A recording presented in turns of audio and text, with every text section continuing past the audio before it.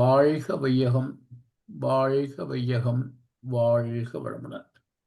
இது Canada sky yoga மன்றத்தின் வாராந்த சிறப்பு சிந்தனை உரை நிகழ்ச்சி. இன்றைய நிகழ்ச்சிக்கு இணையதளம் வாயிலாக வருகை தந்துள்ள அனைத்து வேதாத்திரிய அன்பர்களையும் வாழ்க வளமுடன் என்று மீண்டும் வாழ்த்தி வணங்குகின்றோம். இப்பொழுது இன்றைய சிறப்பு சிந்தனை உரை பகுதிக்கு செல்வோம். இன்று நமக்கு சிறப்பு சிந்தனை உரை வழங்க நம்முடன் இணைந்திருப்பது வேறு யாருமில்லை, நம் எல்லோருக்கும் பரிச்சயமான முதுநிலை பேராசிரியர் பழனிசாமி ஐயா அவர்கள். பேராசிரியர் பழனிசாமி ஐயா அவர்கள் கடந்த பல மாதங்களாக ஆன்மா என்ற தலைப்பிலே ஐயாவுடைய நூலாகிய ஆன்மாவை பற்றிய அறிவியல் விளக்கங்கள் என்ற நூலில் அடிப்படையாக வைத்து இந்த தொடர் சிந்தனை உரையை வழங்கி வருகின்றார்கள். அந்த வகையிலே இன்று பாகம் 23. இப்பொழுது இன்றைய சிந்தனை உரையை ஆரம்பிக்குமாறு பேராசிரியரை கனடா ஸ்கை யோகா மன்றத்தின் சார்பிலே பணிவன்புடன் வேண்டுகின்றோம். வாழ்க வளமுடன் ஐயா. வாழ்க வளமுடன் ஐயா. வாழ்க வளமுடன். வாழ்க வையகம், வாழ்க வையகம், வாழ்க வளமுடன். குரு வாழ்க, குருவே துணை. சிந்தனையை, உடல் நலத்தை சீர் அமைத்து வைவித்த குருவே வாழ்க. வாழ்க வளமுடன், வாழ்க வளமுடன், வாழ்க வையகம். கனடா ஸ்கை யோகா அறக்கட்டளை சிறப்பாக நடத்தி வருகின்ற ஆன்மீக அன்புள்ளங்கள், குறிப்பாக பேராசிரியர் முனைவர் சிவசங்கர் ஐயா அவர்கள் மற்றும் இந்த நிகழ்ச்சியை தொடர்ந்து சிறப்பித்து வருகின்ற அன்பர்கள் அனைவருக்கும் அருட்தந்தை வேதாத்திரி மகர்ஷி அவர்கள் சார்பாக வாழ்க வளமுடன் என்ற வாழ்த்துக்களையும் எனது அன்பு கலந்த பணிவான வணக்கத்தையும் சமர்ப்பித்து நமது ஆத்மாவை பற்றிய அறிவியல் சிந்தனையின் 23ஆம் பாகத்திலே ஆத்ம தூய்மைக்கான செயல் திட்டத்தின் 4வது பகுதி எளிய முறை மனப்பயிற்சி அல்லது தியானம் தவம் 3 பயிற்சிகளை பற்றி ஏற்கனவே பார்த்தோம். எளிய முறை குண்டலினி யோக, எளிய முறை உடற்பயிற்சி, எளிய முறை காயல்ப பயிற்சி, எளிய முறை மன தூய்மைக்கான பயிற்சி, 4வதாக தியானம்.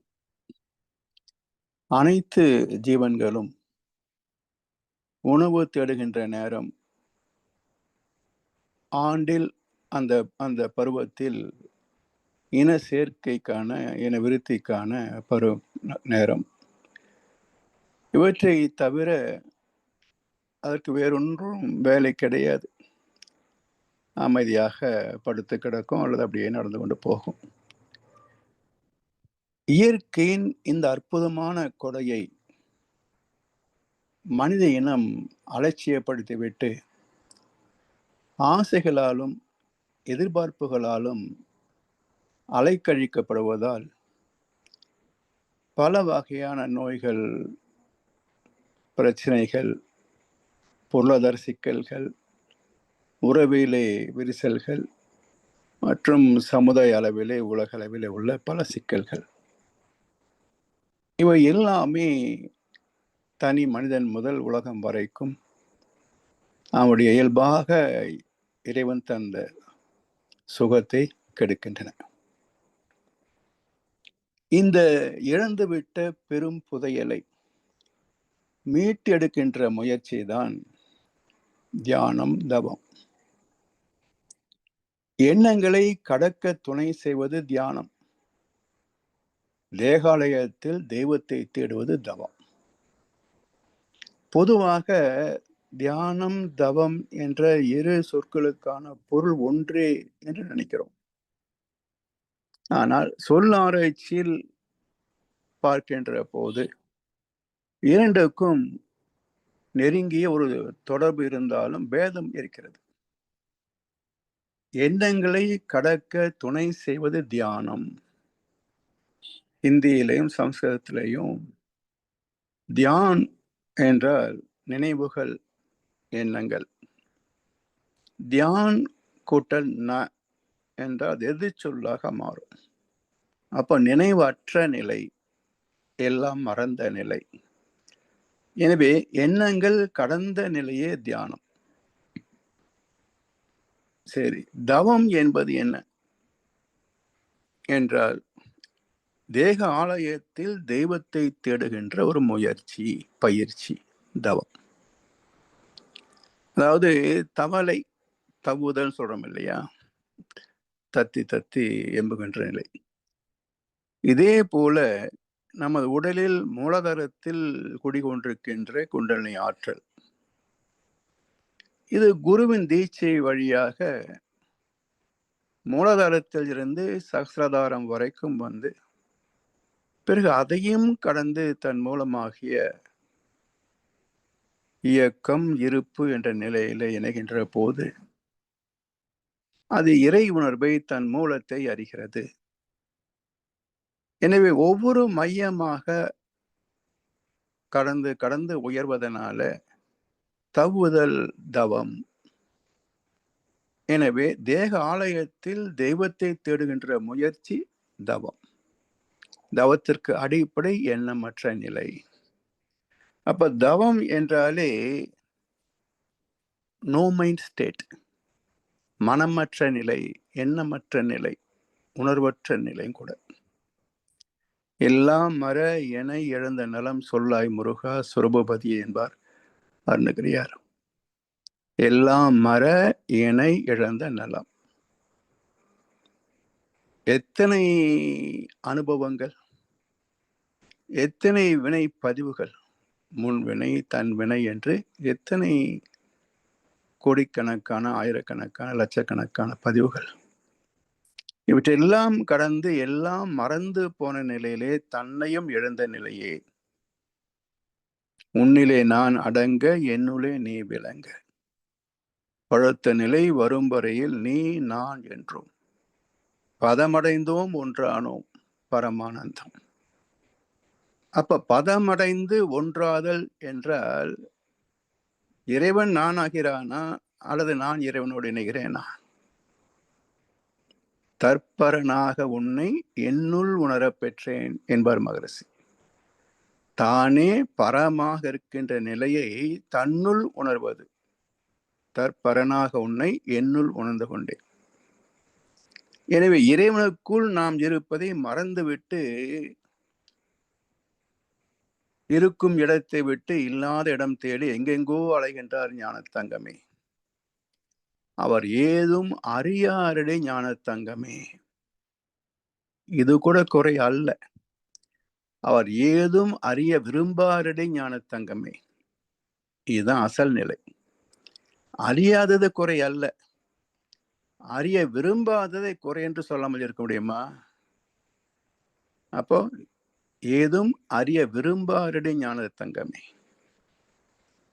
அதனால் வாழ்க்கையின் சுக துக்கங்களுக்கான, வெற்றி தோல்விகளுக்கான, லாப நட்டங்களுக்கான காரணம் புரியாத போது, காரணத்தை தேடாத போது வெறும் சடங்கு சம்பிரதாயங்களிலே தொலைந்து போகிறார்கள். விளைவு எல்லாம் அப்படியே தான் இருக்கும். இருக்கிற செலவோட, இருக்கிற வேலையோட கோவிலுக்கு போவதும், அங்கே 3 மணி நேரம் 4 மணி நேரம் கியூவில் நிற்பதும் இதுவே பழக்கமாக இருக்கும். எனவே இந்த தவத்தை பற்றி மகரிஷி அவர்கள் ஒரு அற்புதமான கவிதை தந்திருக்கின்றார். அகதவம், அதாவது அகம் என்றால் உள்ள. அப்போ தனக்குள் தேக ஆலயத்தில் தெய்வத்தை காண முடியாதவன் அகில அண்டத்திலும் காண முடியாது என்றார் ராமகிருஷ்ண பரமஹம்சர். அப்ப தேக ஆலயத்தில் தெய்வத்தை காண்பது என்றால் தெய்வம் எங்கிருந்தோ வந்து இங்கே குடிகொள்கிறதா? இல்லை, அங்கேயே தான் இருக்கிறது. ஆனால் இதுவரைக்கும் அடையாளம் காணப்படவில்லை. புற உலகிலேயே உருவங்களிலே தேடிக்கொண்டிருக்கிறார்கள். எனவே தனக்குள்ளாக இறைவன் இருப்பதை உணர்வது, அது அக தவம். உள்ளே இருக்கின்ற இறைவனை உணர்கின்ற தவம். இன்னொரு கோணத்துல உள்ளே இருக்கின்ற பொருள் இறைவன் தான் என்பது எப்படி சொல்ல முடியும் என்றால், அகம் பிரம்மாஸ்மி என்கிறது வேத வாக்கியம். நமக்குள் அகமாக இருப்பதே அந்த தெய்வம்தான். யார் சொன்னார்கள்? இவற்றெல்லாம் அகக்காட்சியாக கண்டவர்கள். எனவே அகதவம், அகமே இறைவன், அதை அகக்காட்சியாக காண்பது. அப்ப அகத்திலே காட்சி எப்படி இருக்கும்? மூளையிலே நினைத்து பார்ப்பதா அல்லது ஆத்மாவிலே லயித்து பார்ப்பதா? நாம் செய்கின்ற தவம் எல்லாம் பெரும்பாலும் மூளையை வைத்து செய்கின்ற தவம் தான். கற்பனை செய்கிறோம். சக்திகளம், சிவகலம் எப்படி இருக்கும்? மிக சிறிய ஒரு கோள் நாம் வாழ்கின்ற இந்த பூமி. இதனுடைய 25,000 மைல் சுற்றளவை அகக்காட்சியாக பார்த்தாலே வியப்பு. இதுபோல் இந்த சூரிய குடும்பம், இதுபோல் 10,000 கோடி சூரிய குடும்பங்கள் சேர்ந்த பால்வழி மண்டலம், இதை போல் பல மண்டலங்கள் சேர்ந்த இந்த காஸ்மாஸ், உலகம், பிரபஞ்சம், யூனிவர்ஸ், அவ்வளவு பெருச பார்த்தா எப்படி இருக்கும்? அப்போ மூளையால் அறிவதல்ல, ஆத்மாவில் அகக்காட்சியாக காண்பது. எனவே அகத்தவத்தின் பொருள் கண்டு அதன் பெருமை உணர்ந்திடுவீர். அகத்தவம் என்றால் அதுக்கு என்ன அர்த்தம்? முதல்ல அதை புரிந்து கொள்ள வேண்டும். அப்படி புரிந்து கொள்கின்ற போது அதன் பெருமையை என்ன என்று விளக்க முடியும்? பேரியக்க மண்டலம் பெரிதுதான் என்றாலும் ஓர் இயக்கமாக உந்தன் உடலாய் அதை காண்கின்றேன். சீர் இயக்கங்கள் எல்லாம் சிந்திக்க பெரும் வியப்பு. யார் இயக்க வல்லாரே உனையன்றி பேரண்டத்தை. ஒரு குடும்பத்தை நிர்வகிக்கவே திணறி போகிறான் மனுஷன். ஒரு தாலுகாவோ மாவட்டமோ ஆட்சி செய்வதற்கே திணறி போகிறார் மாவட்ட ஆட்சியாளர். ஒரு மாநிலத்தை ஆளுமை செய்யவே முடியாது என்று ஒரு முதலமைச்சர் சில அமைச்சர்களை துணைக்கு வைத்துக் கொள்கிறார். ஒரு நாட்டை ஆளுமை செய்ய முடியாது என்று ஒரு பிரதமர் பல முதல் மந்திரிகளை துணை வைத்துக் கொள்கின்றார். இவ்வளவு பெரிய இந்த உலகத்தை எத்தனை அசிஸ்டன்ட் வச்சிருக்கிறார் இந்த ஆண்டவன்? ஒருத்தரும் கிடையாது. One man show. அப்போ உனையன்றி இவ்வளவு பெரிய பேரண்டத்தை யார் இயக்க வல்லார்? எனவே சீர் இயக்கங்கள் எல்லாம் சிந்திக்க பெரும் வியப்பு. யார் இயக்க வல்லாரே உனையன்றி பேரண்டத்தை. அப்போ இதை இருப்பதிலேயே சீர்மை மிக்க பெருமை மிக்க ஒன்று என்றால் இறைவனை தவிர, இறைவனின் ஆதிக்கத்தை தவிர, ஆட்சியை தவிர, அவனுடைய ஒழுங்கமைப்பை தவிர வேற எதை ஓமை காட்ட முடியும்? எனவே அகத்தவத்தின் பொருள் கண்டு அதன் பெருமை உணர்ந்திடுவீர். அகத்தவமோ உயிரினிலே அறிவை ஒடுக்கும் பயிற்சி. அகத்தவமோ உயிரினிலே அறிவை ஒடுக்கும் பயிற்சி. மிக நுட்பமான வார்த்தை அது. இப்ப தவம் என்பது என்ன? இதற்கு விளக்கமாக கண்ணாசனுடைய 4 வரிகள். பக்தி பெருக்கில் எந்தன் ஊன் உருக, அந்த பரவசத்தில் உள்ள உயிர் உருக, சக்தியெல்லாம் திரண்டு சிவம் பெருக, சித்தமெல்லாம் எனக்கு சிவமயமே. அதே 4 வரி கருத்துக்கள். அகத்தவமோ உயிரினிலே அறிவை ஒடுக்கும் பயிற்சி. இப்போ உயிர் என்பது ஒரு இயக்க வேகம், ஒரு சுழற்சி வேகம். இந்த உயிருக்கு மூலப்பொருளாக உள்ளது ஜீவகாந்த துகள்கள். இந்த ஜீவகாந்த துகள்களுக்கு மையமாக இருப்பது அறிவாகிய சுத்தவெளியின் பின்னப்பட்ட அறிவு. அப்போ இந்த உயிரினிலே அறிவை ஒடுக்குகின்ற போது சக்தியெல்லாம் திரண்டால் சிவம் பெருகும். அப்ப உயிர் ஒடுங்கி உயிரே அறிவாக மாற்றம் பெறுகிறது, திணிவு பெறுகிறது. அப்படி அறிவை உணர்கின்ற போது எனக்குள் ஆன்மாவாக உள்ள இது மட்டும் அல்ல, எனது உடலின் ஒவ்வொரு திசுவாகவும் உயிர் இயக்கமாகவும் அனுபவங்களாகவும் உணர்வாகவும் இயங்கிக் கொண்டிருப்பது அதுவே, அது இறைவெளியே.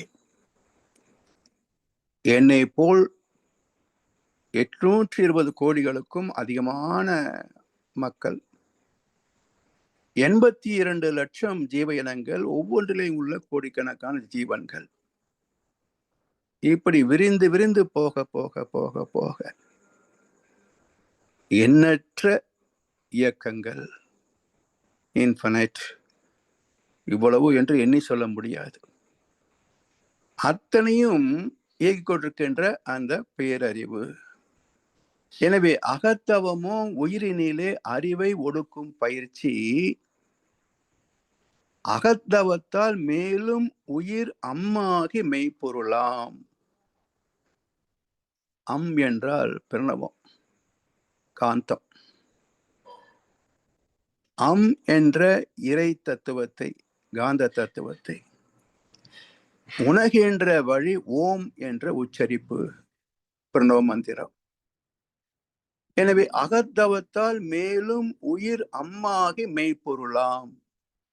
உயிரே ஜீவாந்த துகளாக, பிறகு அறிவாக, மெய்ப்பொருளாக, இயக்கமற்ற வெளியாகிறது.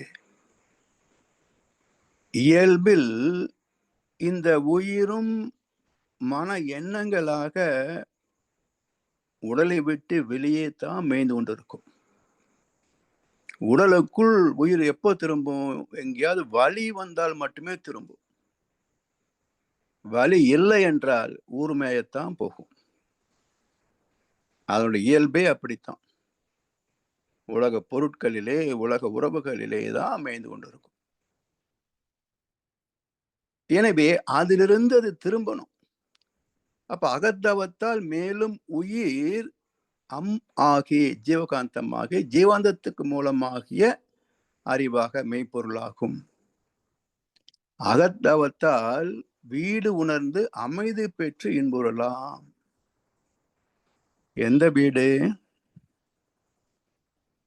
100 சென்டா, 100 ஸ்கொயர் ஃபீட்டா, 1000 ஸ்கொயர் ஃபீட்டா, இல்ல 3.25 ஏக்கரா, இல்ல 50 ஏக்கரா? எவ்வளவு பெருசு? உடம்புக்குத்தான் தனித்தனி வீடுகள், தனித்தனி முகவரிகள். ஆத்மாவுக்கு ஒரே வீடுதான், ஆத்மாவுக்கு ஒரே பேருதான். உடம்புக்குத்தான் பேரெல்லாம். உயிர் போயிடுச்சுன்னா பேரினை நீக்கி பிணம் என்று பெயரிட்டு. எந்த மதம், ஜாதி, குலம், கோத்திரம் இருந்தாலும் பிறக்கின்ற போது எல்லாத்துக்கும் குழந்தை என்றுதான் பேர். செத்து போயிட்டா எல்லாத்துக்கும் பிணம் என்றுதான் பேர். இந்த பிறப்புக்கும் இறப்புக்கும் இடைப்பட்ட காலத்துல எத்தனை வேஷங்கள், எத்தனை கதாபாத்திரங்கள். இல்லாத மேடை ஒன்றில், எழுதாத நாடகத்தில் எல்லோரும் நடிக்கின்றோம், நாமே எல்லோரும் பார்க்கின்றோம். நேற்று வந்து இன்றிருந்து நாளை போகும். இங்கே நடந்ததெல்லாம் முடிந்து போன நாடகமாகும். தெளிவில்லாத மயக்கத்தில் உலக வாழ்க்கை மேடையில் மனிதன் ஆடும் நாடகத்தின் மூலம் எங்கே, முடிவும் எங்கே? எல்லாம் கண்ணதாசன் வரிகள். எனவே அகத்தவத்தால் வீடு உணர்கின்ற போது இந்த குடிசையோ மாடியோ பங்களாவோ இல்ல, வீடோ ஏகவெளி, வீடோ ஏகவெளி, ஓப்பன் ஸ்பேஸ். அகத்தவத்தால் வீடு உணர்ந்து அமைதி பெற்று இன்புறலாம். இப்போ வீட்டிலேயே பூஜை அறை இருக்குங்க, அங்கேயே கும்பிடலாம். ஏன் கோவிலுக்கு ஓடுகிறார்கள் என்றால், வீட்டில் பூஜை அறை கூட ஒரு பிரச்சனை களம்தான். வீட்டில பூஜை அறை கூட ஒரு பிரச்சனை களம்தான். ஏன்னா என்னென்ன நடக்குதோ, யார் யார் என்னென்ன பேசுறாங்களோ செய்யறாங்களோ எல்லாம் கேட்டுக்கிட்டே தான் பூஜை செய்யறோம். கையொன்று செய்ய விடியொன்று காண, பொய்யொன்று வஞ்சக நாவொன்று பேச, புலால் கமலும் மெய்யொன்று சார, செவியொன்று கேட்க, விரும்பும் யான் செய்கின்ற பூசை எவ்வாறு கொள்வாய் வினை தீர்த்தவன் என்னார் பட்டினத்தார். இப்படி ஒரு பூஜை செய்வோம் வீட்டுல. இப்படியேதான் பூஜை செய்வாரு பூசாரி கோயில்ல. இந்த ஆட்டத்தை எல்லாம் நீ என்ன கணக்குல சேர்த்துக்கு வேணும் பட்டினத்தார் கேட்கிறார். சோ இதெல்லாம் புரிந்து விட்டா இந்த வேடிக்கை எல்லாம் வேடிக்கை தான். என்ன இருக்கு, வெறும் வேடிக்கை தான். எனவே அகத்தவத்தால் வீடு உணர்கின்ற போது அமைதி பெற்று இன்புறலாம். அமைதியின் முழுமை பேரின்பம், அறிவின் முழுமை பேரின்பம். அறிவின் மறு பெயரே இன்பம் தான். எப்படி என்றால், இந்த சிற்றறிவு சொல்றோம் இல்லையா, பகுத்தறிவு. இந்த சிற்றறிவை கொண்டு நாம் துய்க்கின்ற ஐம்புலன் சுகங்கள், இவற்றை என்ன சொல்கின்றோம்? சிற்றின்பங்கள். அப்போ சிற்றறிவை கொண்டு நாம் துய்க்கின்ற அனைத்தும் சிற்றின்பங்கள். பேரறிவில் லயிக்கின்ற போது நாம் பெறுவது பேரின்பம். அப்போ சிற்றறிவுக்கு உணர்வு சிற்றின்பம், பேரறிவுக்கு உணர்வு பேரின்பம் என்றால் அறிவின் மறு பெயர் இன்பம் தானே. அதனால்தான் அறிவு எங்கும் நிறைந்திருக்கிறது இல்லையா? அதனால் இன்பமே இயற்கையிலே எங்கும் எதிலும் எப்போதும் நிறைந்துள்ளது அனுபவத்திற்கு. நலத்தின்கண் நாரின்மை தோன்றின் அவனை குலத்தின்கண் ஐயப்படும். இந்த இயற்கை தந்த சுகங்களில் உனக்கு கொஞ்சம் குறைஞ்சு போச்சா, நீ செஞ்ச பாவம் மட்டுமல்ல, உன் பரம்பரை செய்த பாவம் என்றார் வள்ளுவர். நலத்தின்கண் நாரின்மை தோன்றின் அவனை குலத்தின்கண் ஐயப்படும். எனவே அகத்தவத்தால் வீடு உணர்ந்து அமைதி பெற்று இன்புறலாம். அகத்தவத்தால் ஐம்புலனை அடக்கி அறிவறிந்திடலாம். தவத்தால் அன்றி புலன் அடங்குமா? ஐந்தும் அடக்கு அடக்கு என்பர் அறிவிலர். ஐந்தும் அடக்கும் அமரரும் அங்கு இல்லை. தேவனே அகலகி கிட்ட வந்தான், எல்லா பாவத்தையும் பண்ணினா. அப்ப ஐந்தும் அடக்கும் அமரரும் அங்கு இல்லை. ஐந்தும் அடக்கில் அசேதனமாம் என்றிட்டு ஐந்தும் அடக்கா அறிவறிந்தேனே என்றார் திருமூலர். அப்ப ஐந்தும் அடக்காமல் அறிவறிதல் என்றால் என்ன பொருள், என்ன பக்குவம், என்ன இலக்கணம் என்றார் லிமிட் அண்ட் மெத்தடாலஜி.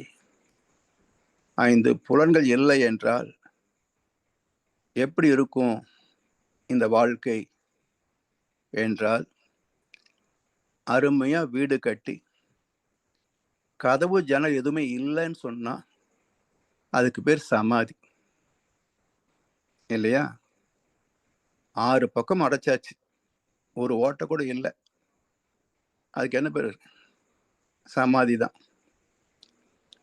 அதுல ஜன்னல் கதவு இருந்தா தானே வீடுன்னு அர்த்தம். அப்ப ஐம்புலன்களும் இல்லை என்றால் இந்த உடலுக்கு என்ன பேர் வைக்கலாம்? கணக்கெடுத்த 8ல் 1 இயங்கவில்லை என்றால் விடல் வேண்டும் ஜீவன் என்ற பெயரை, அதற்கு வேறு பெயர் சடப்பொருள் என்று உரைத்திடுதல் நீதினர். 8 அம்சங்களிலே 1 வேலை செய்யவில்லை என்றால் கூட அது ஜீவன் அல்ல, ஜடம் என்று மகர்ஷி சொல்லிட்டார். எனவே இந்த ஐம்புலன்களும் இல்லை என்றால் வாழ்க்கை நடத்த முடியாது. அது என்ன சொல்றார் திருமூலர்? காலாமணி விளக்கேனார். எப்படி தொலைதூரத்தில் வருகின்ற கப்பலுக்கு இங்கே கரை உண்டு என்று வழிகாட்டுகிறதோ கலங்கரை விளக்கு, அது போல இந்த உலகத்திற்கு வழிகாட்டுபவை ஐம்புலன்கள். அப்ப அதை விட்டுட்டு எப்படி வாழ முடியும் சொல்லுங்க? சரி, அதன் போக்குக்கு விட்டு விட முடியுமா? அதுவும் பயனற்று போவது மட்டுமல்ல, பால்பட்டு போகும். எனவே அகத்தவத்தால் ஐம்புலனை அடக்கி அறிவை அறிந்திடலாம். புலன்கள் தங்களை அறிய திரும்பும் போது புலன்கள் அடக்கம் பெற்றுவிடும். அப்ப புலன் அடங்கி மனம் ஒடுங்குவதே தவம். அகத்தவத்தால் ஐம்புலனை அடக்கி அறிவு அறிந்திடலாம். அகத்தவத்தால் 6 குண ஆளுமை பேர் அடைந்திடலாம். அதாவது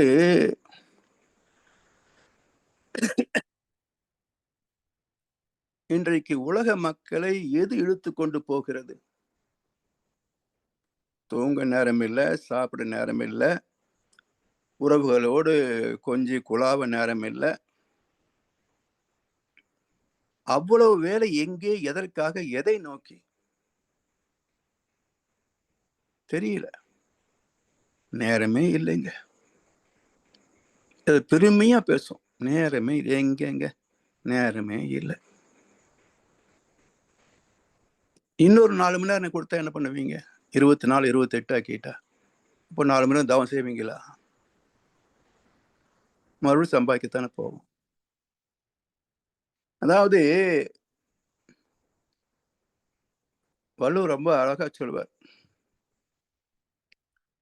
இழத்தோறும் காதலிக்கும் சூதே போல், இழத்தோறும் காதலிக்கும் சூதே போல், துன்பம் உழத்தோறும் காதற்று உயிர் என்பார். அதாவது சூது அதிகாரத்துல வர்றது.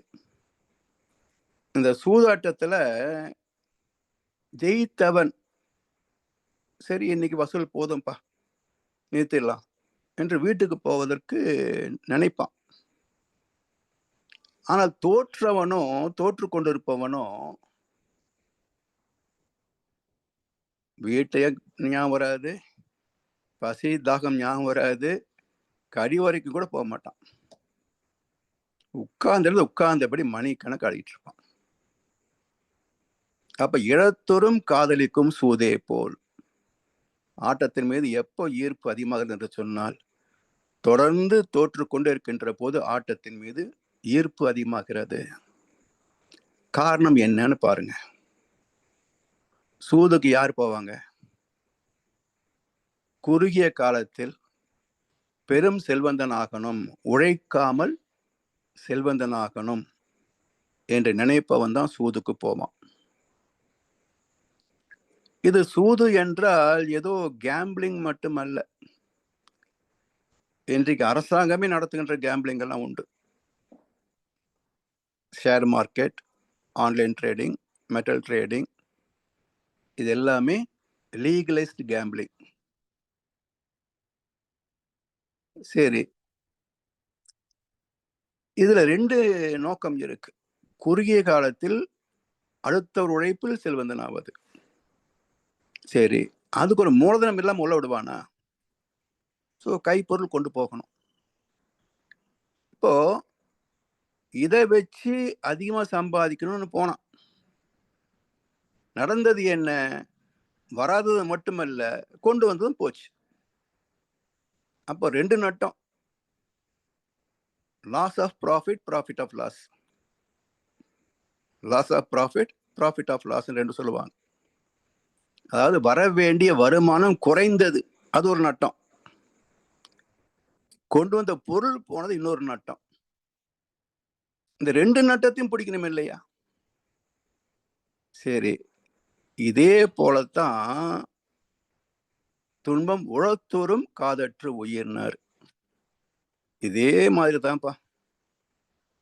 இந்த சுகமா இருக்கிறவங்க கூட சாகிறதுக்கு ரெடியா இருப்பான். சுகமாக இருப்பவர்கள் சாவதற்கு ரெடியா இருப்பாங்க. இனி எத்தனை நாளைக்கு இந்த உடம்பு சுமந்துட்டு இருக்கிறது? ஆனா துன்பப்படுபவர்களோ சாவை பற்றி வெறுப்பார்கள். இன்னும் ரொம்ப நாளைக்கு இருக்கணும்னு ஆசைப்படுவாங்க. ஏன் இந்த முரண்பாடு என்றால், இயற்கையின் இலக்கணம் என்ன? துன்பத்தை தவிர்த்து, இன்பத்தை துய்த்து, அமைதியை லயித்து, பேரின்பத்தில் திளைப்பது. இதுதான் படித்தளம். துன்பத்தை தவிர்த்து, இன்பத்தை துய்த்து, அமைதியை லயித்து, பேரின்பத்தில் திளைப்பது. ஆனா நடப்பது என்ன? எத்தனை ஆண்டுகள் வாழ்ந்திருந்தாலும் இன்பம் துன்பம், இன்பம் துன்பம், இன்பம் துன்பம், இதுலேயே உழண்டு கொண்டிருக்கிறத தவிர அமைதியை அடையாளம் காணவில்லை. பேரின்பத்திற்கு வாய்ப்பே இல்லை. ஆனா நோக்கம் என்ன? ஆத்மாவின் நோக்கம் என்ன? துன்பத்தை தவிர்த்து, இன்பத்தை துய்த்து, அமைதியை லயித்து, பேரின்பத்தை திளைக்கணும். அப்போ சூதாட்டத்தில் இருந்த கதையா? இன்பமும் கிடைக்கல, துன்பம் வேற வந்துட்டு இருக்குது, இனி மிச்சம் அமைதியை பேரின்பம் வேற கிடக்குது. எப்படி சாகிறதுக்கு ஆசை வரும்? சோ இறப்பை வெறுப்பார்கள். வரவேற்க முடியாது, நேசிக்க முடியாது. அதனால் அகத்தவத்தில் அருகுண ஆளுமை பேர் அடைந்திடலாம். இந்த ஆசை எல்லாம் இருக்கு பாருங்க, இந்த குணங்கள் எல்லாம் முறைப்படுத்த வேண்டும். எப்படி முறைப்படுத்துவது? சொன்னா கேட்கணும். சுயமா புரிஞ்சா இன்னும் நல்லது. அப்ப சொல் புத்தி சுய புத்தி ரெண்டும் இல்லைன்னா, கண்ணதாசன் அழகா சொல்வார், ஓடத்தை பார்த்த பெண்ணும் வெள்ளத்தில் நீந்தி சென்றால் சொந்தத்தில் அறிவேது, பட்டுத்தான் தீரும் என்றால் கெட்டுத்தான் மாறும் என்றால் புத்திக்கு விளையேது. ஓடமில்ல நீந்தி போகலாம், இல்லை இல்லை நாங்கள நீந்தித்தான் வருவோம் நீ போன்னு சொன்னா அப்ப அறிவுல செய்யற வேலையா இது? அது போல இந்த 6 குணங்களை சீரமைக்க வேண்டும் என்ற எண்ணம் கூட இல்லாமல் ஆசையின் கைப்பாவைகளாக, ஆசைகளின் கைப்பாவைகளாக இந்த மக்கள் ஓடிக்கொண்டே இருக்கிறார்கள். அப்படியே ஒரு ரோட்ல போய் நின்று பார்த்தீங்கன்னா ஒவ்வொரு வண்டியும் பறக்கிற வேகம், ஒவ்வொரு மனிதனின் முகத்தில் தெரிகின்ற ஒரு வேகம், வெறுப்பு, விரக்தி, ஆதங்கம். என்ன வாழ்க்கை இது? எனவே குணங்களை சீர்படுத்தவில்லை என்றால், ஆசையை நிறைமணமாக்கவில்லை என்றால், இருப்பதும் போதாது, வருவதும் நிறைக்காது. அப்படி அருகுண ஆளுமை பேறு அடைந்திடலாம். அறிவின் கட்டுப்பாட்டில் 6 குணங்களும் அடங்கி போகும். அப்ப என்ன ஆகும்? நிறைமனம், பொறுமை, கற்பு, சமநோக்கு, மன்னிப்பு, இப்படி நற்குணங்களாக மாறி போகும். அகத்தவத்தால் இல்லறத்தை அன்பகமாய் ஆற்றிடலாம். அதாவது வாழ்க்கை என்பது அறம் தான். அறம் இல்லாதது வாழ்க்கை அல்ல. நாம் நமது குடும்பம் என்று ஒடுங்கி நின்றால் அறம். நம்மை போல் என்னை போல் எல்லோருக்கும் என்று விரிந்து நின்றால் துற அறம். அவ்வளவுதான். அறம் இல்லாத வாழ்க்கை இல்லை. ஏன்னா அறம் என்பது தெய்வ நீதியை சார்ந்தது. உண்மையான பக்தன் யார் என்றால் தேவநீதிக்கு இணைந்து வாழ்பவனே பக்தன். என்ன வித்தியாசம்? இவனுக்கு தெரியாது, சொன்ன மகான்களை நம்பி செய்வான். எனவே நம்பிக்கை வழி பக்தி மார்க்கம் என்பது நம்பிக்கை வழி. எனக்கு தெரியாது, பெரியவங்க சொன்னாங்க இந்த வழியில போகணும்னு. சரி, அங்கேயே நின்று கொள்ளலாமா? அது துவக்கம். அங்கிருந்து எங்கே பயணிக்கணும்? அறிவு வழிக்கு பயணிக்கணும். ஞான மார்க்கம். ஏன் எதற்கு என்ற கேள்வியை கேட்டு இறைவன் எப்படி செயல்படுகிறான், செயல்வழி விதி என்ன, அவனுடைய நீதி என்ன என்பதெல்லாம் தெரிந்து அந்த நீதியோடு இணைந்து வாழ்கின்ற வாழ்க்கைக்கு பெயர்தான் என்னங்க? முக்தின்னு அர்த்தம். முற்ற நிலை, முற்று நிலை, முக்தி நிலை, முதிர்ந்த நிலை. அப்ப பக்தியில் துவங்கி ஞானத்தில் பயணித்து முக்தியில் வாழ்வது மனித வாழ்க்கை. இது பக்தியிலே தேங்கி போச்சே, சாக்கடை வாழ்க்கை இல்லையா? பக்தியிலே தேங்கி போனால் அதுக்கு என்ன பேருங்க? தேங்கிய நன்னிக்கு கழிவு நீர் தானே பேரு. அப்போ தேங்கிய பக்திக்கு சாக்கடைன்னு தானே பேரு. இதுல எங்க தெய்வீகம் வாழுது? எங்க தெய்வீகம் வாழுது? தலைமுறைகளாக முதல் படியிலே நின்று கொண்டிருந்தால் இது ஒரு சாக்கடை வாழ்க்கை. இவனுக்கும் தெய்வத்துக்கும் சம்பந்தமே இருக்காது. இவன் ஒரு கடன்காரன், இவன் ஒரு பிச்சைக்காரன், இவன் தெய்வத்தை தேடவே மாட்டான். எனவே அகத்தவத்தால் இல்லறத்தை அன்பகமாய் ஆற்றிடலாம். இல்லறத்திற்கு அடிப்படை என்னங்க? அன்புதான் மையம். அன்பு இல்லை என்றால் அறம் எப்படி வரும்? அதாவது கண்ணசு ரொம்ப அருமையான ஒரு பாடல். ஆண்டவன் ஒரு நாள் கடை விரித்தான். பெரிய மால், மனுஷன் கட்டுற மால் எவ்வளவு பெருசு, ஆண்டவனே கட்டின மால் எவ்வளவு பெருசு இருக்கும், பெரிய மால். ஆண்டவன் ஒரு நாள் கடை விரித்தான். அதில் 1000 பொருள் குவித்தான். அவரவர் நிலைமைக்கு விலையை சொன்னான், அவரவர் தேவைக்கு வாங்க சொன்னான். அருமையான வார்த்தைகள் இது. அவரவர் நிலைமைக்கு விலையை சொன்னான். இன்கம் டேக்ஸ் 5 லட்சமா 5% கட்டு, 15 லட்சம் சம்பாதிக்கிறியா 10% கட்டு, 40 லட்சம் சம்பாதிக்கிறியா 15% கட்டு, 5 கோடி சம்பாதிக்கிறியா 35% கட்டு. அவரவர் நிலைமைக்கு விலையை சொன்னான். அதே மாதிரி தான்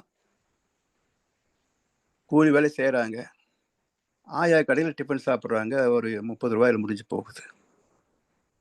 நம்மை போன்ற ஆளுகள் அன்னபூர்ணாக்கு போறோம், ஒரு 300 ரூபாயில டிஃபன் முடிஞ்சு போகுது. இன்னும் வசதியானவர்கள் ஸ்டார் ஹோட்டலுக்கு போறாங்க, 2500 ரூபாய் ஒரு டிஃபன். எல்லாம் வயிற்றுக்கு தான் சாப்பிட்றோம், வயிற்றுக்கு மேல யாரும் சாப்பிட முடியாது. இந்த அன்லிமிட்டெட் மீல்ஸ் என்பது ஒரு முட்டாள்தனமான கவர்ச்சி. You can provide unlimited meals, but my stomach is limited. What to do? எடுத்துட்டு போறது விட மாட்டேன்ற இல்லையா? சோ அவரவர் நிலைமைக்கு விலையை சொன்னான். எவ்வளவு வேலை கொடுத்துட்டோம் சொல்லி 2500 கொடுத்துட்டேன்னு சொல்லி அளவுக்கு மேல தின்னோன்னு சொன்னா அன்னைக்கு படுத்துட வேண்டியதுதான். அவரவர் தேவைக்கு வாங்க சொன்னான். என்ன விலை கொடுத்தாலும் வயிறு எவ்வளவு சாப்பிட முடியுமோ அதோட நிறுத்திக்க. இவ்வளவு கொடுத்துட்டேன்னு சொல்லி அதிகமா சாப்பிட்டேன்னா வயிற்று வந்துடும். சரி, கடை போட்டாச்சா? எதையும் வாங்கிட மனிதர் வந்தார். மனுஷன் வாங்காத விலையா? விலை என்னவென்றாலும் அவர் தந்தார். ஆனா கடைசியில் ஆண்டவன் ஸ்டாக் டேக்கிங் எடுக்கிறான். எதெல்லாம் வித்து இருக்குது, எவ்வளவு வித்து இருக்குது, மிச்சம் என்ன இருக்கு, ஸ்டாக் டேக்கிங் எடுக்கிறார். பல பொருள் சுத்தமா கம்ப்ளீட்லி எக்ஸாஸ்டட், சுத்தமா தீர்ந்து போச்சு. சில பொருட்கள் கொஞ்சம் வித்திருக்கு, மிச்சம் அப்படியே இருக்கு. சில பொருட்கள் கொஞ்சம் மிச்சம் இருக்கு, பாதி அதிக போக சேல்ஸ் ஆயிடுச்சு. ஒரே ஒரு பொருள் மட்டும் யாருமே தொடவில்லை, அந்த பக்கமே போகவில்லை. வைத்தது வைத்தபடி அப்படியே இருந்தது. கண்ணதாசன் சொல்றாரு, எதையும் வாங்கிட மனிதர் வந்தார், விலை என்னவென்றாலும் அவர் தந்தார். இதயம் என்பதை விலையாய் தந்து அன்பை வாங்கிட எவரும் இல்லை. பணத்தை கொடுத்து தான் வாங்கினானே தவிர இதயம் என்பதை விலையாய் தந்து அன்பை வாங்கிட எவரும் இல்லை. அப்ப அன்பு இல்லாத வாழ்க்கைக்கு என்ன அர்த்தம்? அன்புடைமை 8வது அதிகாரம் வள்ளுவர் படிச்சு பார்த்தா தெரியும். அன்பு இல்லாத வாழ்க்கை என்ன? பட்ட மரம் தளிர்ப்பது இல்லை, அன்பு இல்லாத வாழ்க்கை சுவைப்பது இல்லை. எனவே அகத்தவத்தால் இல்லறத்தை அன்பகமாய் ஆற்றிடலாம். அகத்தவத்தால் அனைத்து உயிர்கள் அரும் நட்பை பெற்றிடலாம். மனிதன் மட்டுமல்ல, அனைத்து உயிர்கள் அரும் நட்பை பெற்றிடலாம். கண்ணதாசன் அழகா சொல்வார், பழகும் வகையில் பழகி பார்த்தால் பகைவன் கூட நண்பனே, பாசம் காட்டி ஆசை வைத்தால் மிருகம் கூட தெய்வமே. பாசம் காட்டி ஆசை வைத்தால் மிருகம் கூட தெய்வமே. எனவே அனைத்து உயிர்கள் அரும் நட்பை பெற்றிடலாம். அகத்தவம் தீவினை அகற்றும் அருள் நெறியை இயல்பாக்கும். இது மட்டுமா? பாவம் செய்யாமல் நம்மை பாதுகாப்பது தீவினை அகற்றும் அருள் நெறியை இயல்பாக்கும்.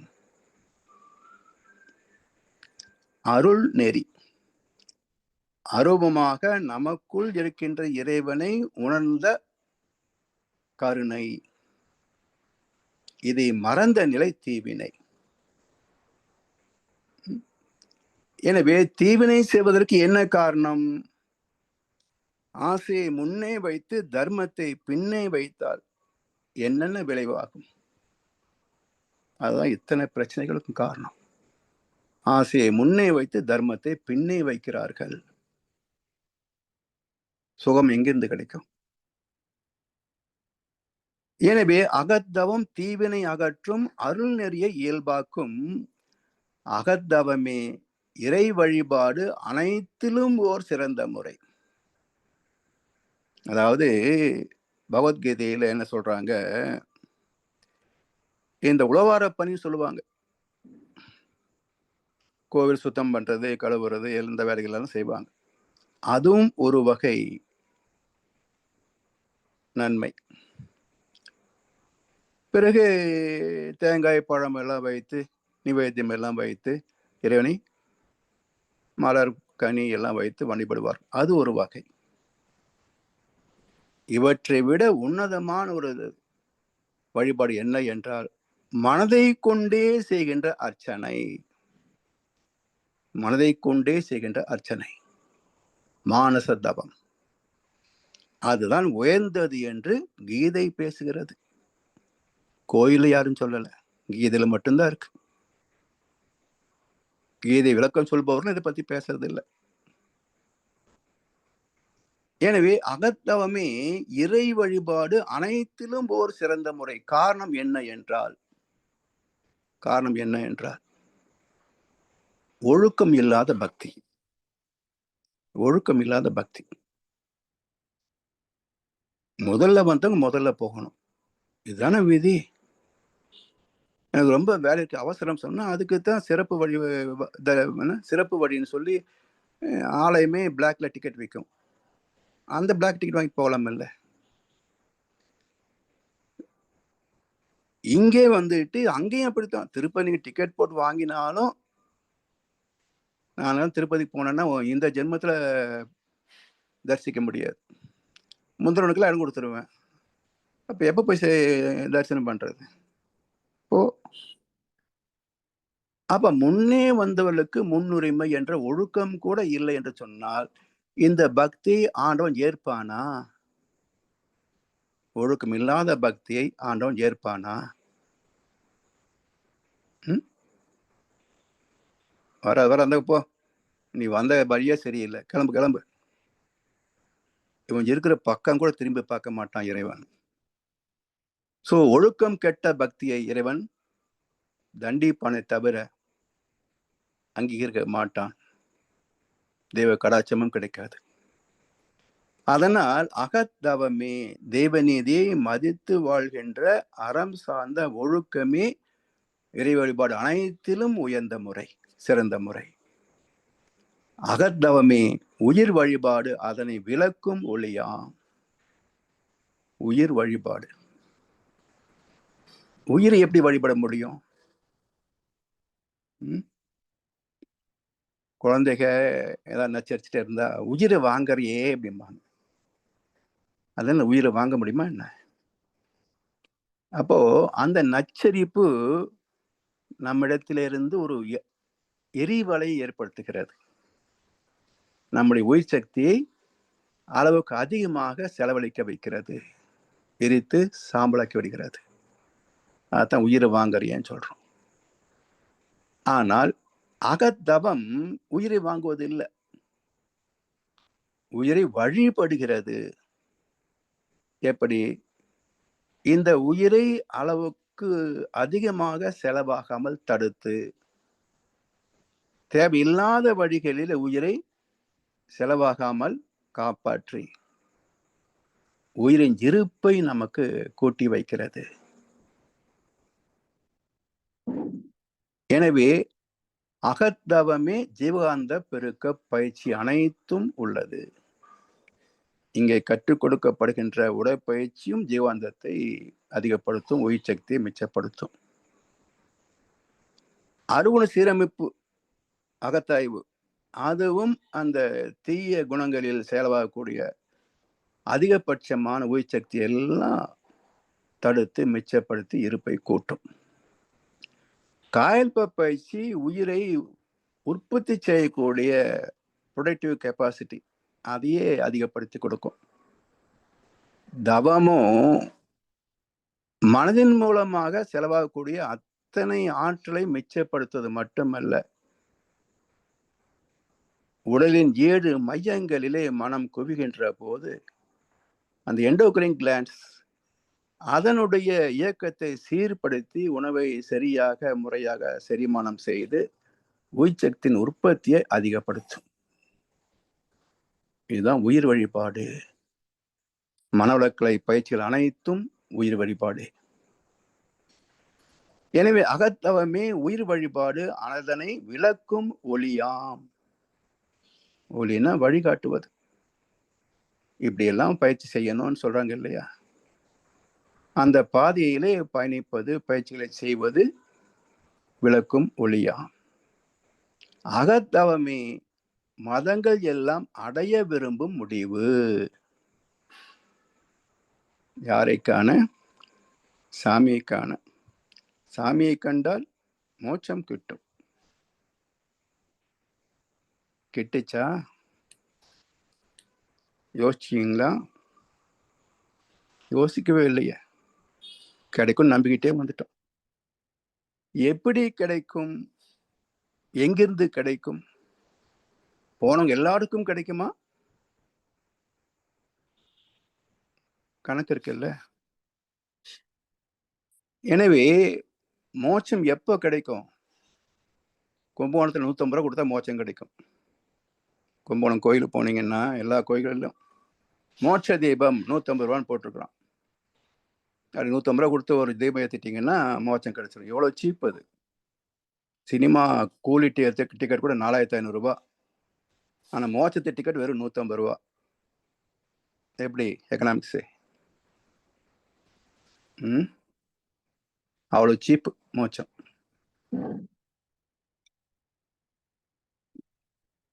எனவே அகத்தவத்தின் மூலமாக முடிவு என்ன? இறை உணர்வு அறநெறிதான் எல்லா மதங்களுக்கும் அடிப்படை கோட்பாடு. இறை உணர்வு அறநெறி, தீன் ஈமான். தீன் இறை நம்பிக்கை, ஈமான் இறை நம்பிக்கை, தீன் அறநெறி. எனவே அகத்தவமே மதங்கள் எல்லாம் அடைய விரும்பும் முடிவு. சரி, இத்தனை சிறப்புகளும் ஒற்றை பயிற்சியிலே கிடைக்கிறது. இத்தனை சிறப்புகளும் ஒரே ஒரு பயிற்சியில் கிடைக்கிறது என்று சொன்னால் அவளுடைய பெருமை என்னன்னு என்ன சொல்லி விளக்க?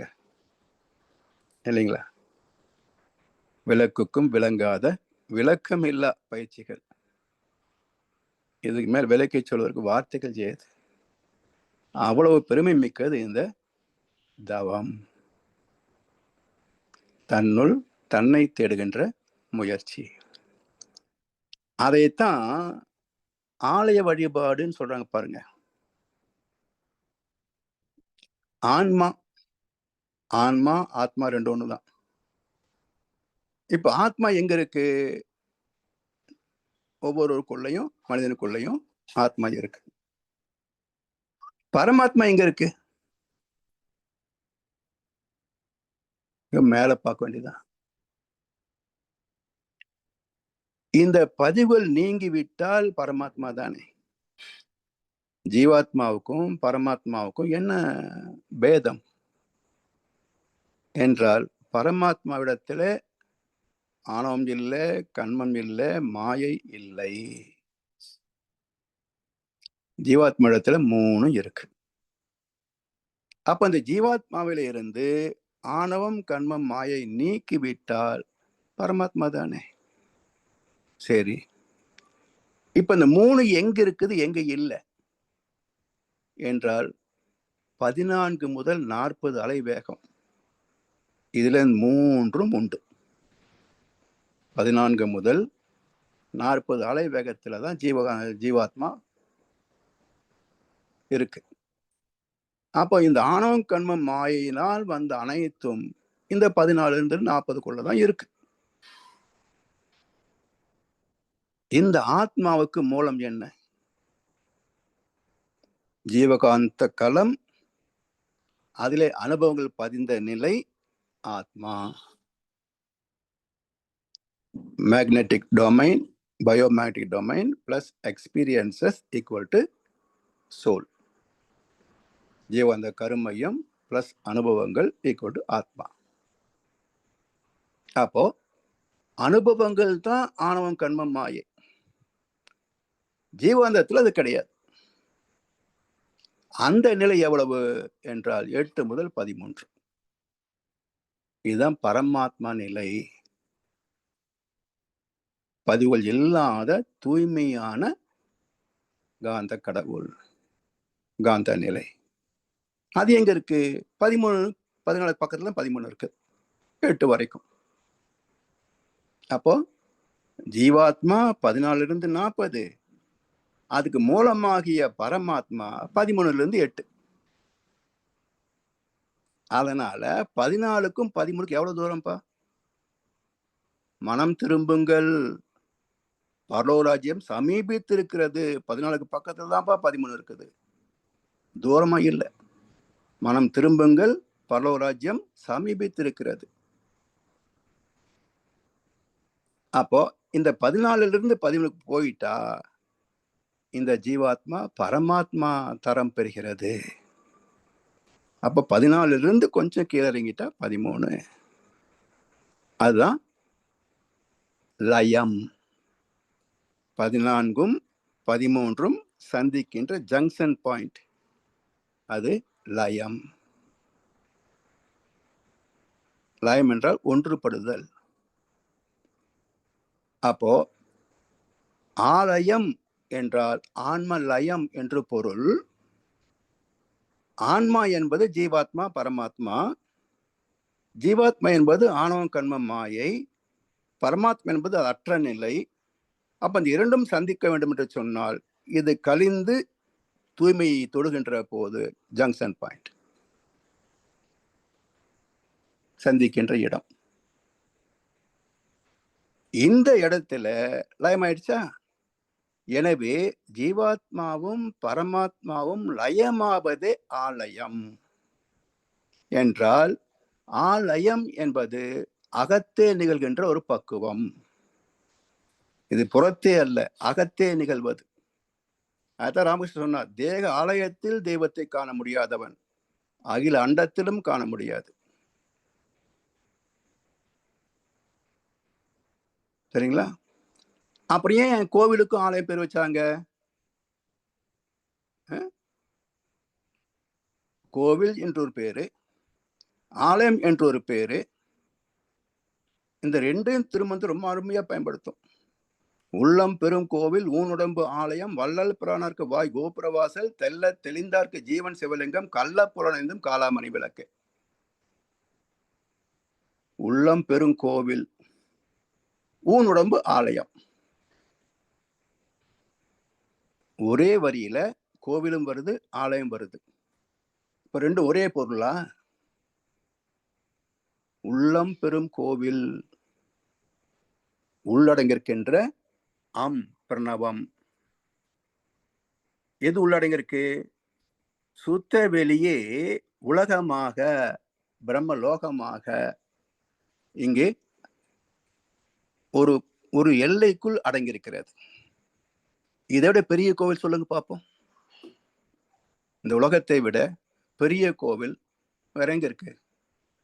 அப்ப இறைவனே குடிகொண்ட இடம். கோ என்றால் அரசு, ஆட்சி, அதிகாரம், அறிவுன்னு அர்த்தம். இறைவன் அர்த்தம். கோயில் இறைவன் குடிகொண்ட இடம். எங்க?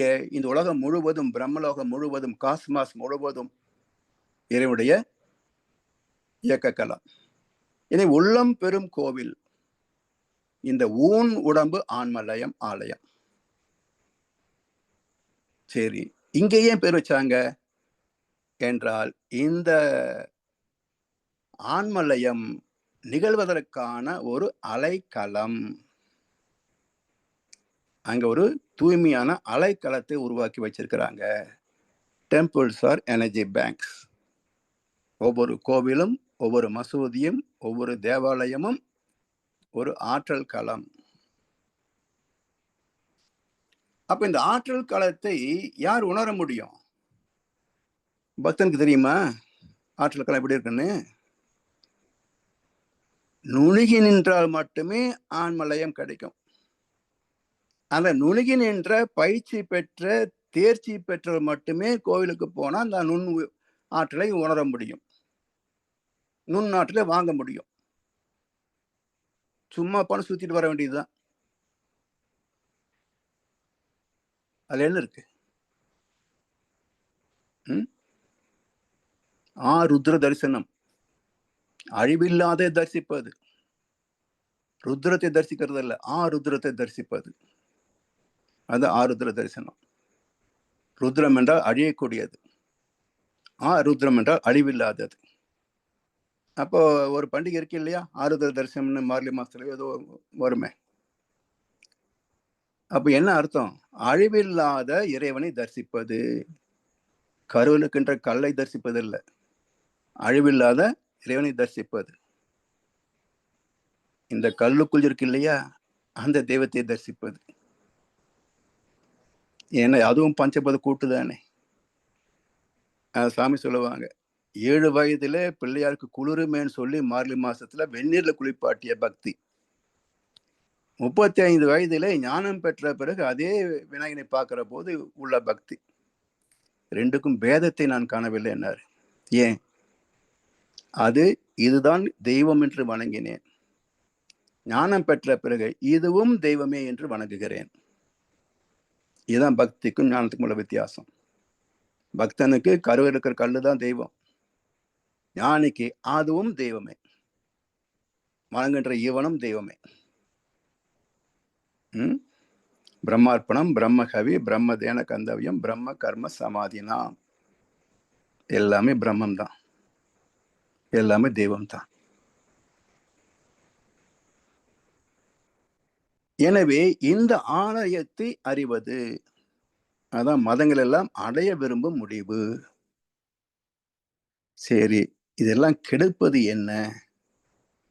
எது இதெல்லாம் கெடுத்து? இவ்வளவு அற்புதமான ஒரு வாழ்க்கை முறை, இதெல்லாம் கெடுத்தது எது என்றால் தர்மம் தவறிய வாழ்க்கை, அறம் தவறிய வாழ்க்கை.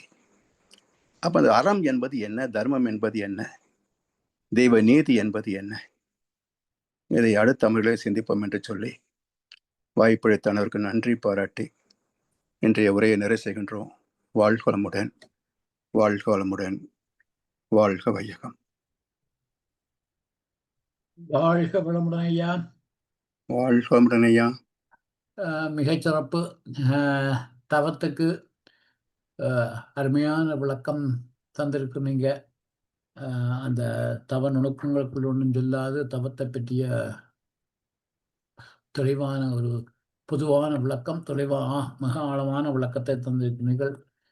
மிகச்சிறப்பு ஐயா. ஐயாவுடைய பல சிந்தனைகளை நான் கேட்டிருக்கின்றேன் இந்த தவத்தை பற்றி. ஆனால் இன்று ஐயாவுடைய சிந்தனை வரை நான் எங்கும் கேளாத ஒரு சிந்தனை வரை. மிகச்சிறப்பு ஐயா. மிக்க நன்றிகள். வாழ்க வளமுடன். வாழ்க வளமுடன். இப்பொழுது அன்பர்களுடைய கேள்வி பதில் பகுதிக்கு செல்வோம். ஐயாவிடம் உங்கள் கேள்விகளை கேட்க விரும்புபவர்கள், கருத்துக்களை பரிமாற விரும்புபவர்கள் இப்பொழுது கைகளை உயர்த்தி கேட்கலாம். யாரோ ஒரு கையெத்தி இருக்கீங்க. யார் அது? கேளுங்க. வாழ்க வளமுடன் ஐயா.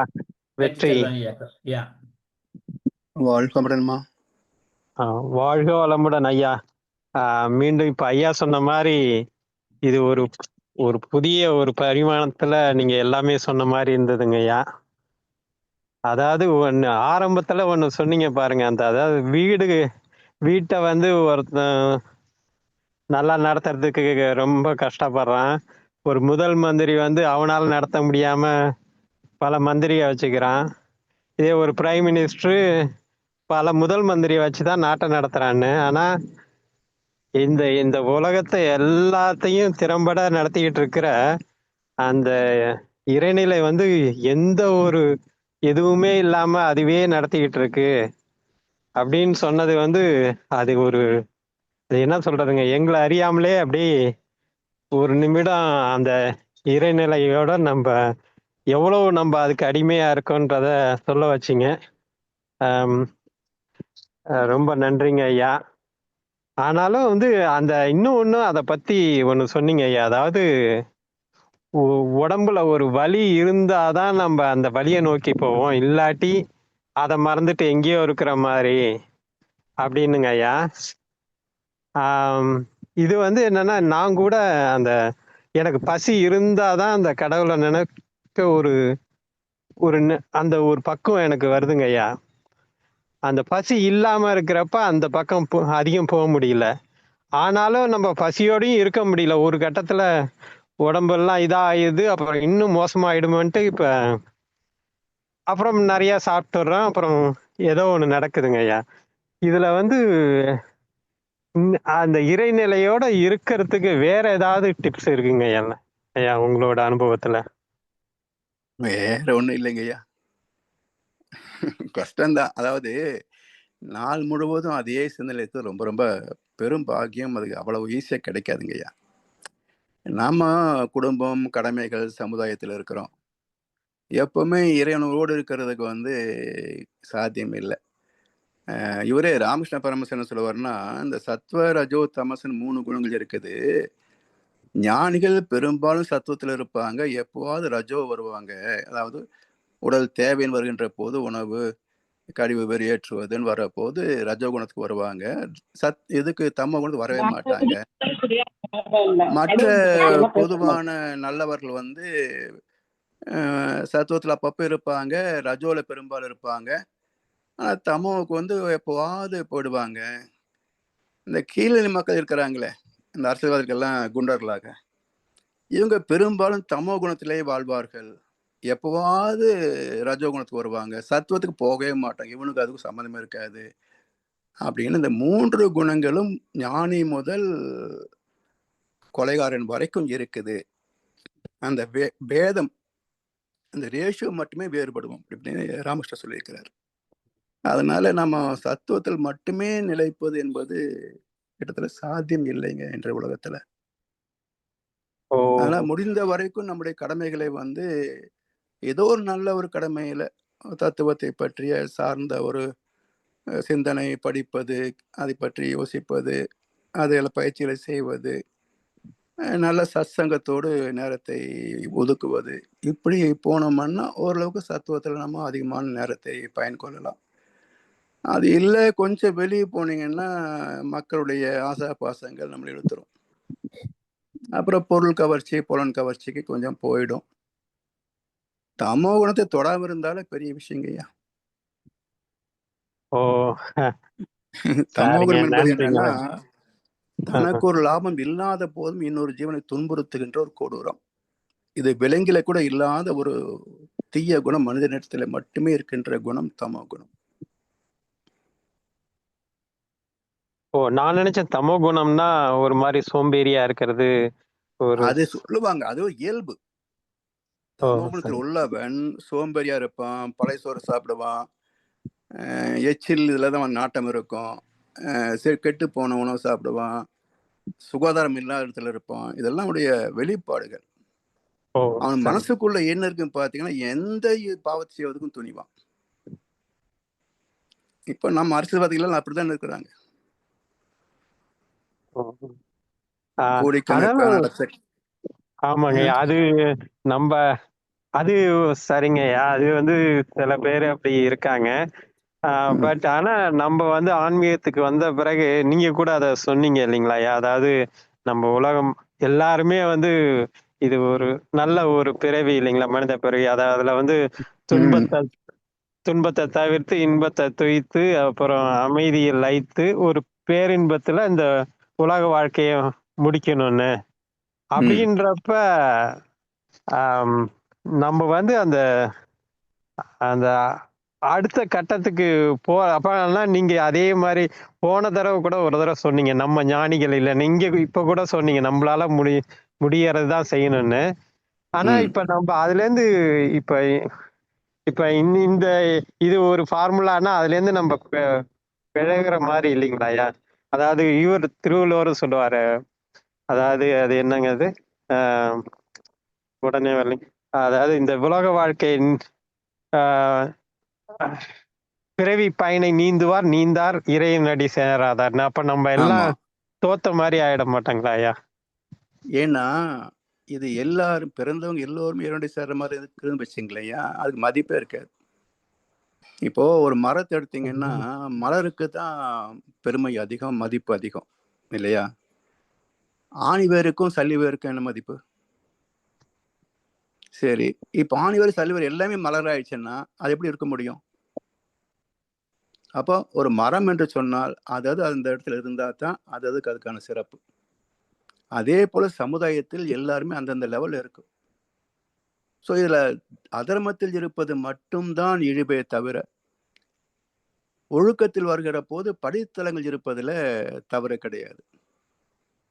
அதனால தான் என்ன சொல்றாங்க, எல்லாரும் ஞானியாக முடியாது. ஞானிகளின் அறிவுரைகளை கேட்டு வாழ்வதும் ஏற்புடையதே அப்படிம்பாங்க. சரிங்களா ஐயா? ஓகே. மிக்க நன்றிகள் ஐயா. இன்னும் சொல்லப் போனா, கீதையில எடுத்துக்கல. ஒரு ஸ்லோகம் உண்டுங்க ஐயா. எத்தனையோ கோடிக்கணக்கான பக்தர்கள் எல்லாம் இறைவனை வந்து வணங்குறாங்க. இப்படி வந்து வணங்குகின்ற கோடிக்கணக்கான பக்தர்களுள் எங்கோ ஒரு சிலர் என்னை அறிய முனைகிறார்கள். ம். அப்படி முனைகின்ற பல பக்தர்களுள் எங்கோ ஒருவன் என்னை உள்ளபடி அறிகிறான். சரி. இப்போ 820 கோடி மக்கள் நம்ம வாழ்றோம். 1 கோடிக்கு 1 ஞானி ஆகியிருந்தால் வச்சுக்கங்க. இந்த உலகத்துல 820 ஞானிகள் இருக்கணும். எத்தனை பேர் இருக்கிறாங்க? அப்படின்னு கீதை சொன்னது சரியா இருக்கா? எங்கோ ஒருவன், கோடிக்கு ஒருத்தவங்களும் கிடையாது. எங்கோ ஒருவன் உள்ளபடி அறிகிறான். அப்படின்னா அந்த ஞானம் எவ்வளவு கடினமான பாதைன்னு பாருங்க. சரிங்களா? அதனால இது ச ரொம்ப சரிங்கய்யா. சாரிங்கய்யா. உங்க நேரத்த ரொம்ப எடுத்துக்கிறேன். வேற யாராவது கேள்வி கேட்க இல்ல, இருப்பாங்கன்னு எல்லாருக்கும் நினைக்கிறேன். பயனாகும் இந்த விளக்கம். அந்த கடைசி என்னோட ஒரே ஒரு கேள்வி மட்டுங்கய்யா. இப்ப இது நீங்க எனக்கு போன வாரம் நீங்க சொன்னது எனக்கு கொஞ்சம் கஷ்டமா இருந்தது. அதாவது நம்மலாம் ஒரு ஆனா அது உண்மைதான். அத நான் அந்த மறுக்கல. அதாவது நம்மல்லாம் ஒரு பெரிய ஞானி கிடையாது. நம்ம வழிக்கு போலான்னு. ஆனா, இப்ப பாரதியாரோட ஒரு சில வார்த்தைலாங்கள, "செத்த பிறகு சிவலோகம் வைகுந்தம் என்பார். அவர் சொல்லும் ம் சாத்திரம்." அ அதெல்லாம் ரொம்ப இதா சொல்லிட்டு, இந்த நிமிஷத்துல, இந்த செகண்ட்லயே ஆம் அதாவது அது என்ன சொல்றதுங்க? "செத்த பிறகு சிவலோகம் வைகுந்தம் என்றார். அவர் சொல்லும் சாத்திரம்." ஆ அது ஏதோ ஒரு பேய் பிசாசு மாரி சொல்லிட்டு, இப்பொழுதே இந்த செகண்ட்லயே முக்தி அடைவோம் அப்படின்னு சொல்லுவாருங்க. அதாவது ஒரு செகண்ட் தான் போதும். ஈவன் ஆ இன்னும் ஒரு பாட்டுலயும் சொல்லுவாருங்க. அதாவது இயேசுவும் சிலுவையில் மாண்டான். தீயதொரு கணையாலே கண்ணன் மாண்டான். ம் ஆ ம் ஆற்றிலே ராமனும் கவலையால் விழுந்து செத்தான். ஆனால் நான் சாவதில்லை மேதினியில் கண்டீர். அப்படின்னு சொல்லிட்டு ம் இந்த உலகம் எல்லாத்தையும் நான் தான் இயக்கிட்டு அத நம்ம படிக்கிறப்ப ம் ஒருவேளை நமக்கு நம்ம எல்லாருமே அங்க போகலாம் அப்படின்ற ஒரு ஒரு இது அதாவது வருதுங்கய்யா. இப்ப மகர்ஷி கூட நீங்க பயிற்சி பண்ணுங்க அப்படின்னு சொல்றாங்க. அதை நோக்கி இலக்கு வச்சுக்குவோம். ஆ. இலக்கு வச்சுக்குவோம். இங்க போகணும்னு சொல்லி. ஆனா இப்பவே அடைய முடியும். இல்ல இந்த பிறகு அடையணும்ன்றலாம் அதை வந்து ஆசையா மாத்திக்க கூடாது. இயேசுனோட ஆயினும் ஆசை அருமென்கள். ஏன்னா, நீங்க அப்படி ஒரு அதீதமான ஒரு அடைந்தே தீரும்னு வச்சுங்களேன். ம். குடும்ப சூழ்நிலைகளோ, சமுதாய சூழ்நிலைகளோ, நம்முடைய கருமையம் எப்படி இருக்குன்னு நமக்கு தெரியாது. அந்த ஒத்துழைப்பு இல்லாத போது, இது கிடைக்காத போது, அது மிகப்பெரிய டிப்ரஷனா மாறும். ஓ! புரியுதுங்க. புரியுதுங்களா? அதனால நன்றிங்க. அந்த இலக்கு ம். மட்டும் இருக்கட்டும். கிடைச்சா ரைட்டு, ஆ, கிடைக்கலையா பரவால்ல. ஆனா ஆனா அத எடுத்த நோக்கியாவது முயற்சி வீண் போயிட்டு போகாது. இருக்கலாம். சரிங்க ஐயா. எடுத்த முயற்சி வீண் போகாது. அப்ப என்ன ஆகும்? நாம் செய்யக்கூடிய எல்லா தவம், பயிற்சிகள் எல்லாமே, நான் ஞானிகவில்லை என்று சொன்னாலும், என் மகனோ, மகளோ, என் பேரனோ, பேத்தியோ ஞானியாவார்கள். ஐயா, மிக்க நன்றிகள் ஐயா. வாழ்க வளமுடன். வாழ்க வளமுடன். நன்றிம்மா. வாழ்க வளமுடன். அடுத்து கவிதா அம்மா. ஐயா வாழ்க வளமுடன் ஐயா. வாழ்க வளமுடன். வாழ்க வளமுடன் அம்மா. சொல்லுங்கள். கீரை வந்து தேங்கி போனா சாக்கடைன்னு சொன்னீங்கல்ல, அதுக்கு அர்த்தம் ஆமா. எனக்கு கொஞ்சம் சொல்லுங்க. சாக்கடைக்கு என்ன அர்த்தம் வேணும்? ஒரு கழிவுகளா இருக்கும், பக்தி நோய் தேங்கி கிருமிகள் வரும். போனான்னு சொன்னீங்க அதுங்க. ஆமா. இப்ப என்னாச்சுன்னு பாருங்களேன். அதுக்கு அது ஆ, அப்படியே தேங்கி போச்சா? சாக்கடை ஆயி போச்சா? ம், சாக்கடை நாத்தம் வரும், புழு ம், பூச்சி வரும், மலேரியா கொசு எல்லாம் மலேரியா நோய் கிருமிகளை தூக்கிட்டு கொசு வந்து நமக்கு நோய்களை படுத்தும். அதே போல இந்த சாக்கடை பக்தி என்ன ம், பண்ணியிருக்குது? ஏன் சாமி, ஏன் மதம், ம், ஏன் குலம், ஏன் கோத்திரம்னு சொல்லி சண்டை போட வச்சிருக்குது. வாழ்க்கையில நாடிச்சிருச்சு, ஜீவாத்மாவெல்லாம் நார வச்சிருச்சு. குடும்ப இல்லற வாழ்க்கையெல்லாம் கெடுத்து வச்சிருக்குது. இதுதானே சாக்கடை ஆ. வாழ்க்கை. ஓ அப்படியா? ஆ, ம். ஆஹும். நல்லா தேங்கினால் அது வந்து விஷத்தை தரும். ம், துன்பத்தை தரும். அதுதான் சாக்கடை. ஆ, ஆலயத்துக்கும் ஆலயத்துக்கும் கோயிலுக்கும் சொன்னீங்க இல்லைங்கய்யா, அது கொஞ்சம் ம். சொல்லுங்களேன். ஆலயம் கோயில், கோ என்றால் இறைநிலை, அறிவு. அது எங்கே அடக்கம் கொண்டிருக்கிறது அப்படின்னா உலகம். இந்த பிரபஞ்சம் முழுவதுமே இயக்கக்களமாக இருந்து கொண்டிருக்கிறது. அப்ப உள்ளம் பெரும் கோயில் என்றால் உள் அடங்கிய மெய்ப்பொருளே பெரிய கோவில். அந்த மெய்ப்பொருள் இந்த உலகத்தில் அடங்கி உலகத்தை நிகழ்த்தி கொண்டிருக்கின்றான். ஊன் உடம்பு ஆலயம். சதையால் ஆன இந்த உடம்பு, இதுக்குள்ள ஆன்மா இருக்குது. ஆன்மாக்கு பக்கத்திலே பரமாத்மா இருக்குது. இந்த ஆத்மா அந்த 3 குணங்களை நீக்கிவிட்டால் பரமாத்மாவோடு இணைந்து போகும். அதுதான் ஆலயம், ஆன்மலயம். அதனால் ஊன் உடம்பு ஆலயம். ம். நன்றிங்க. வாழ்க வளமுடன் ஐயா. நன்றிம்மா. வாழ்க வளமுடன், வாழ்க வளமுடன். வாழ்க வளமுடன். நன்றி வளம்மா. வரதராஜன் ஐயா இருக்கீங்களா? போயிட்டார் போல இருக்கு. வரதராஜன் ஐயா கையெழுத்திருந்தார். அவர் போயிட்டார். வேறு அன்பர்கள் யாராவது கேள்வி? ஜனார் ஐயா நீங்களும் இருக்கா? கையெழுத்திங்க.